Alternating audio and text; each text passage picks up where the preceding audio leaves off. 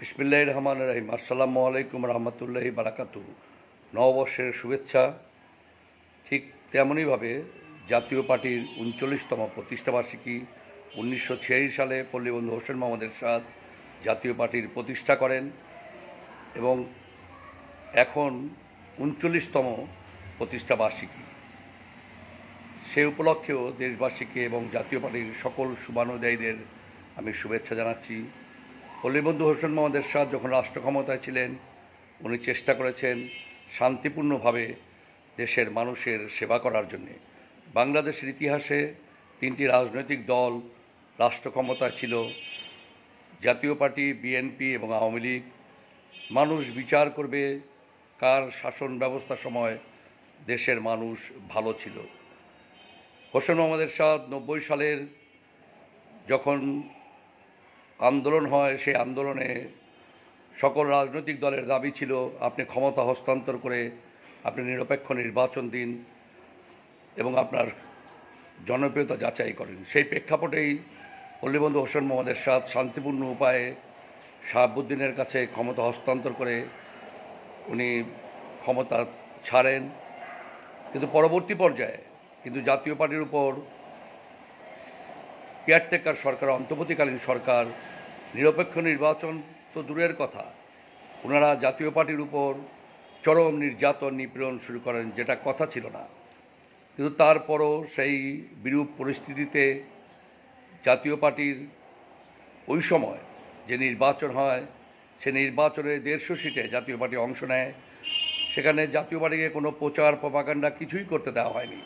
সেই বিরূপ পরিস্থিতিতেও যেহেতু গ্রাম বাংলার মানুষের জন্যে পল্লীবন্ধু হোসেন মোহাম্মদ এরশাদ অনেক কাজ করেছেন, ইসলামের জন্য অনেক কাজ করেছেন, সেই কথাগুলো মানুষ মনে রেখেছিল। তার কারণ পৃথিবীর ইতিহাসে পল্লীবন্ধু হোসেন মোহাম্মদ এরশাদ একমাত্র রাষ্ট্রনায়ক যিনি বুক পানিতে নেমে তার জনগণের জন্য খাবার পৌঁছে দিয়েছেন, ওষুধ পৌঁছে দিয়েছেন। উনি যে মানুষের জন্য কাজ করেছেন, সেই প্রেক্ষাপটেই সেই ৯১ নির্বাচনে কিন্তু বাংলাদেশের মানুষ পল্লীবন্ধু হোসেন মোহাম্মদ এরশাদের দলকে বিমুখ করেনি। ১৫০ সিটে নির্বাচন করে ওই সময় ১৮% ভোট পায়। বিএনপি ৩৩% ভোট পেয়ে বেশি সিট পাওয়ার কারণে ক্ষমতায় আসে। আওয়ামী লীগ ৩৪% ভোট পেয়েও কম সিট পাওয়ার কারণে ক্ষমতায় যেতে পারেনি। ওই সময় পল্লীবন্ধু হোসেন মোহাম্মদ এরশাদ ৩৫টি সিট পায়, ৩৭টি সিটে দ্বিতীয় হয়। ১৫০ সিটে নির্বাচন করে ১৮% ভোট এবং প্রায় ৭০-৭২টা সিটে তৃতীয় হয়েছে। খুব কাছাকাছি ভোটের ব্যবধানে পরাজিত হয়েছে জাতীয় পার্টির প্রার্থী। এবং এর পরের যে প্রেক্ষাপট, উনি জেলখানায় চলে যান এবং 96-এ জাতীয় পার্টি কিন্তু আবার এককভাবে নির্বাচন করে ৩৩টি সিট পায়, ৩৬টি সিটে তারা দ্বিতীয় হয় এবং তৃতীয় হয় প্রায় ৯০টি সিটের উপরে। তো জাতীয় পার্টি একটি বিশাল শক্তিশালী দল হিসাবেই আবির্ভূত হয়। যদি ৯৬ সালের নির্বাচনের পরবর্তী পর্যায়ে আনোয়ার হোসেন মঞ্জু এবং মিজানুর রহমান চৌধুরী আওয়ামী লীগের কাছে দলটিকে বিক্রি না করতো, তাহলে পল্লীবন্ধু হোসেন মোহাম্মদ এরশাদ কিন্তু জেলখানায় ছিল। তাহলে বিএনপি যেই প্রস্তাব দিয়েছিল, সেই প্রস্তাবে কিন্তু উনি ক্ষমতায় যেতে পারতেন। কিন্তু জাতীয় পার্টির দলটিকে মিজানুর রহমান চৌধুরী এবং আনোয়ার হোসেন মঞ্জুর আসলে কারণে ওই সময় আমরা ক্ষতিগ্রস্ত হয়েছি। যে পরবর্তী পর্যায়ে যদি আপনারা ইতিহাস দেখেন, আওয়ামী লীগ কিন্তু কখনোই জাতীয় পার্টির সাথে সুবিচার করেনি। আমাদের সাহায্যে ৯৬ সালে ক্ষমতায় আসার পরও আমাদের দলটিকে ভাঙ্গা হয়েছে এবং পরবর্তী পর্যায়ে এরশাদ আওয়ামী লীগ থেকে বেরিয়ে এসে বিএনপির সাথে, জামাতের সাথে, ইসলামী ঐক্যজোটের সাথে 4 দলীয় জোট করেন এবং ২০০১ সালে বিএনপি আবার ক্ষমতায় আসে। কিন্তু এরশাদ সাহেব আওয়ামী লীগের কারণে ওই সময়ও আওয়ামী লীগ তাকে শেষ মুহূর্তে জেলখানায় নিয়ে বন্দি করে নির্বাচনের ১ বছর পূর্বে, যার কারণে কিন্তু এরশাদ সাহেব বাধ্য হয় জোট থেকে বেরিয়ে আসতে।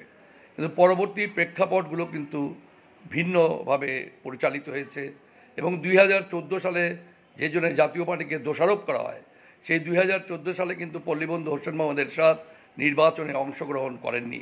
তার কারণ উনি পার্টির চেয়ারম্যান, উনার নির্দেশে জাতীয় পার্টির ২৫০-র উপরে প্রার্থী তারা কিন্তু ওই নির্বাচনে প্রার্থিতা প্রত্যাহার করেছিল এবং হাতে গোনা 40-42টি সিটের প্রার্থিতা আওয়ামী লীগ প্রত্যাহার করতে দেয়নি। এবং ওই সময়ে যে নির্বাচন হয়, আওয়ামী লীগ এক প্রকার জোর জবরদস্তি করেই রওশন এরশাদের নেতৃত্বে একটি গ্রুপ জাতীয় পার্টির নির্বাচনে অংশ নেয় এবং জোর জবরদখল করেই কিন্তু তারা রওশন এরশাদকে বিরোধী দলের নেত্রী বানায়। এই ইতিহাসগুলো কিন্তু আপনারা সবাই জানেন। এবং 2018 সালের যে এবং এর পরবর্তী পর্যায়ের যে নির্বাচনগুলো, স্থানীয় সরকার নির্বাচন, সেগুলো কিন্তু সব দলই অংশ নিয়েছে। এবং 18-র যে নির্বাচন, সেই নির্বাচনেও সব দল অংশ নিয়েছে।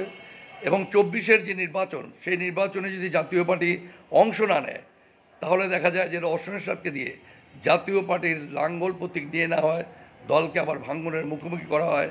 সেই জন্য আমাদের জাতীয় পার্টির চেয়ারম্যান একটি নির্বাচনী কৌশল হিসাবে শেষ মুহূর্তে বাধ্য হন নির্বাচনে যাওয়ার জন্যে এবং উনি সবার থেকে পদত্যাগপত্র নিয়ে নেন যাতে নির্বাচনের শেষ মুহূর্তে উনি প্রত্যাহার করতে পারেন।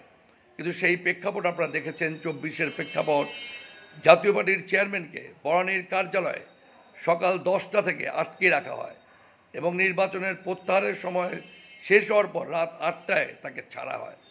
যাই হোক, আমাদের সাথে কিন্তু বরাবরই যারাই ক্ষমতা এসেছে তারা কিন্তু বিরূপ আচরণ করেছে।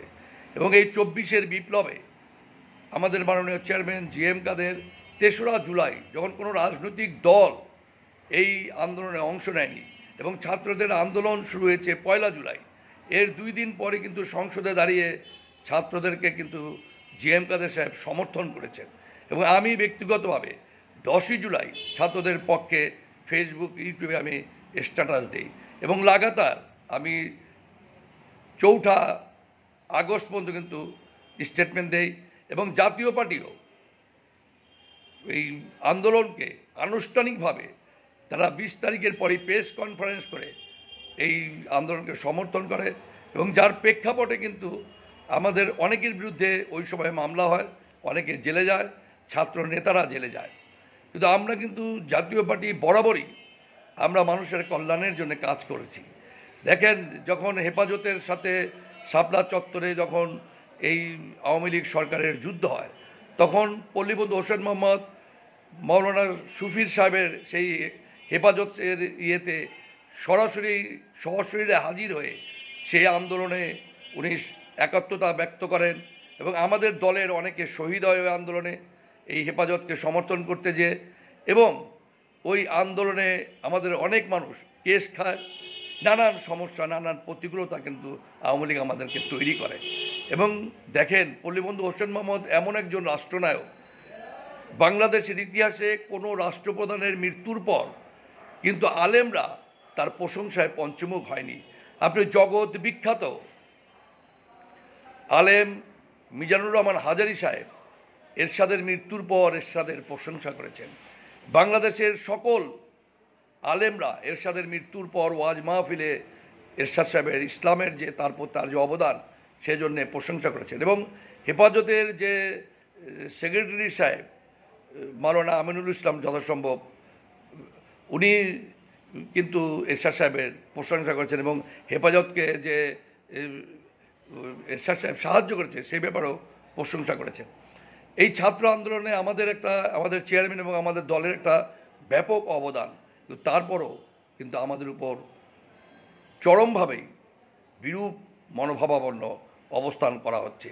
ডক্টর ইউনূস সাহেবের যে গ্রামীণ ব্যাংক, সেটার সৃষ্টিকর্তা কিন্তু পল্লীবন্ধু হোসেন মোহাম্মদ এরশাদ। ইউনূস সাহেবের গ্রামীণ ব্যাংকের বিনা সুদে টাকা দিয়ে অনুমোদন প্রথম দেন এবং ইউনূস সাহেব কিন্তু স্বীকার করেছেন যে পল্লীবন্ধু হোসেন মোহাম্মদ এরশাদের জন্যই কিন্তু বাংলাদেশ আজকে নোবেল পেয়েছে। এবং নোবেল পাওয়ার পর উনি পল্লীবন্ধু হোসেন সাহেবের বাসায়, এরশাদ সাহেবের বাসায় যে কিন্তু কুশল বিনিময় করেছেন। তো যাই হোক, আমরা জনগণের দল, আমরা 30 বছরের উপর বিরোধী দলে আছি, তারপরও জাতীয় পার্টির নিবেদিত প্রাণ লক্ষ লক্ষ কর্মীর আত্মত্যাগের লক্ষ লক্ষ কর্মীর যে ত্যাগ তিতিক্ষার বিনিময় এই দল টিকে আছে। অনেকে শহীদ হয়েছে এই দল করতে গিয়ে, কিন্তু আমরা জাতীয় পার্টিকে কেউ ওইভাবে ছেড়ে যায়নি। অনেক নেতা জাতীয় পার্টিকে ছেড়ে গেছে। এখন বাংলাদেশের রাজনৈতিক দল, এই দলগুলো যদি হিসাব করেন তাহলে 20টির উপরে দল আছে যে দলগুলো জাতীয় পার্টি ভেঙে হয়েছে, বা বিএনপির 12 দলের কথা যদি চিন্তা করেন, সেখানে জাতীয় পার্টি ভেঙে দিয়ে 6 বা 7টি দল আছে। তো যাই হোক, জাতীয় পার্টি বাংলাদেশের তৃতীয় বৃহত্তম শক্তিশালী একটি দল। আগামী নির্বাচন না হওয়া পর্যন্ত কেউ বলতে পারবে না কে সবচেয়ে শক্তিশালী।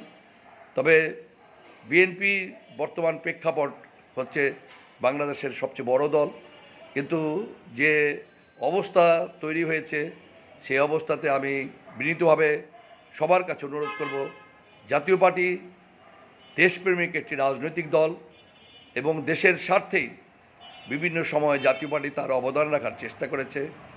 আওয়ামী লীগ জাতীয় পার্টির উপর বরাবরই চরমভাবে নির্যাতন নিপীড়ন করেছেন, জুলুম করেছেন। আমাদের দলটিকে ভাঙ্গার চেষ্টা করা হয়েছে। যদি না করা হতো তাহলে আজকের বাংলাদেশের প্রেক্ষাপট ভিন্ন হতো। তবে আমরা সারা জীবনই জনগণের সাথে ছিলাম এবং 39তম প্রতিষ্ঠা বার্ষিকীতেও আমাদের প্রেরণা থাকবে, আমাদের শপথ থাকবে, আমরা যতদিন রাজনীতি করব জনগণের জন্য রাজনীতি করব। আপনারা ভালো থাকবেন। আসসালামু আলাইকুম আর রহমতুল্লাহি বারাকাতুহু।